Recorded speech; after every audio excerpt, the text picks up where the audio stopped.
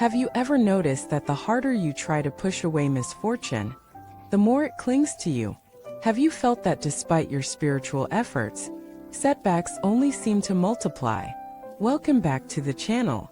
I'm truly grateful you've joined me again as we explore a profound topic that often remains hidden beneath the surface of everyday struggles: the nature of karmic debt, the reality of unresolved spiritual entanglements, and why attempts to escape bad luck often deepen our suffering instead of freeing us from it. This video is not about superstition. It's about understanding the energetic and karmic patterns that shape our experiences, especially those rooted in our past actions, both seen and unseen. By the end of this exploration, you'll not only see your misfortunes in a different light, you'll understand how to relate to them with compassion, wisdom, and transformative power. Let us begin with the illusion that drives most of our frustration: the idea that misfortune is a mistake, something to be avoided at all costs. This mindset causes people to panic when things go wrong. We begin to resist reality, struggle against it, try to push it away. But the Buddha taught that what we resist persists, not because the universe wants to punish us, but because resistance feeds energy into the very thing we're trying to avoid. Imagine you're caught in quicksand. The more you flail, the deeper you sink. But if you stop, breathe, and learn to move slowly and mindfully, you find your way out. Misfortune is like that.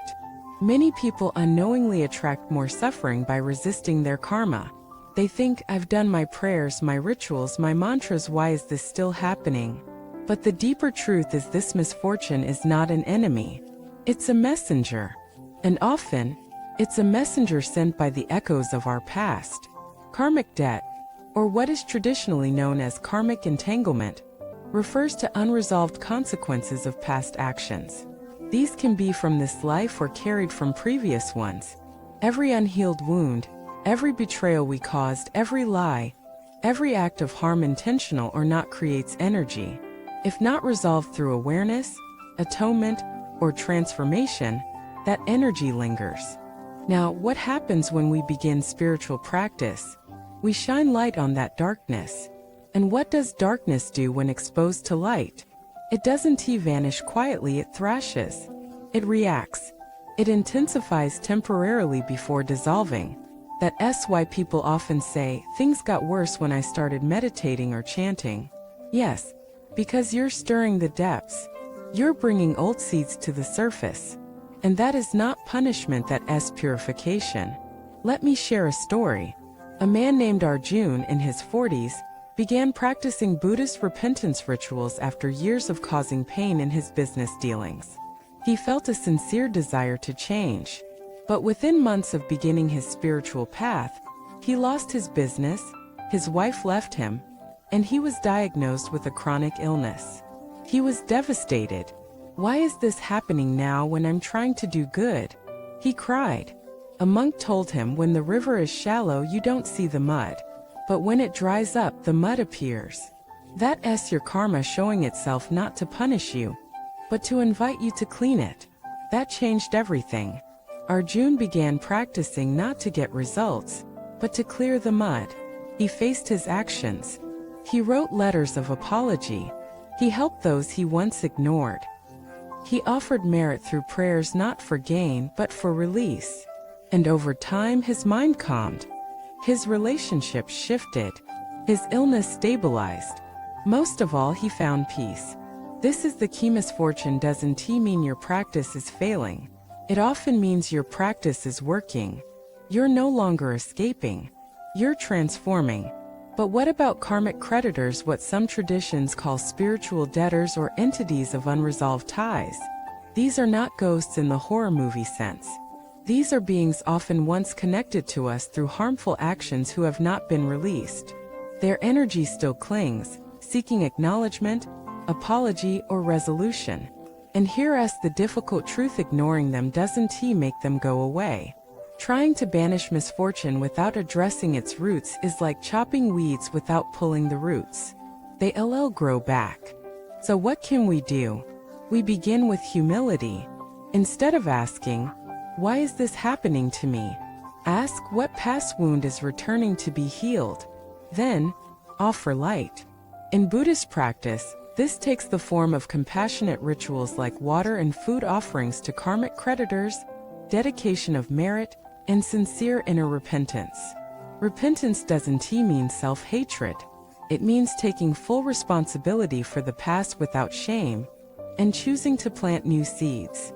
One of the most powerful practices is reciting the names of the Buddhas, especially Amitabha or Avalokiteshvara, and offering the merit to all beings you may have harmed knowingly or unknowingly.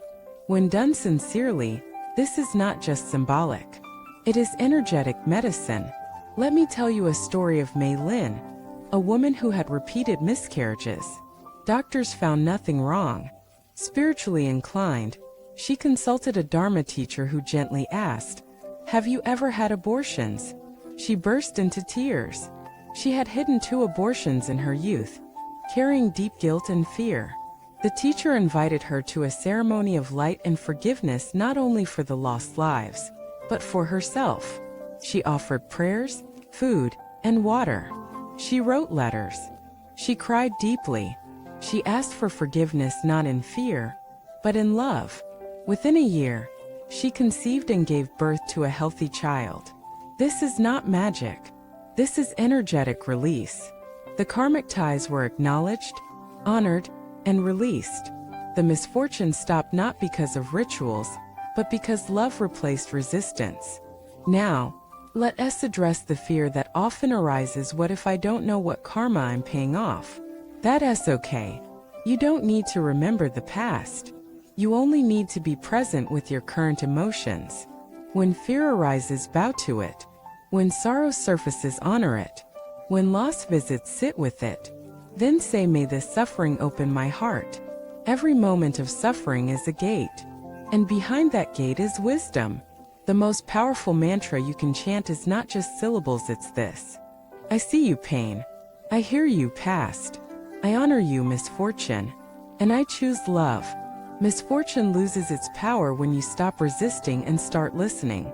So the next time you feel cursed, burdened, or followed by bad luck, remember this: you are not being punished. You are being invited. Invited to awaken. Invited to clean the mirror of your soul. Invited to free the unseen energies entangled with your past.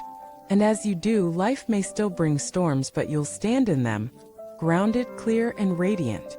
You'll stop asking the world to stop hurting you, and start being the one who heals the world. That is the power of true Dharma practice. Thank you for watching this video.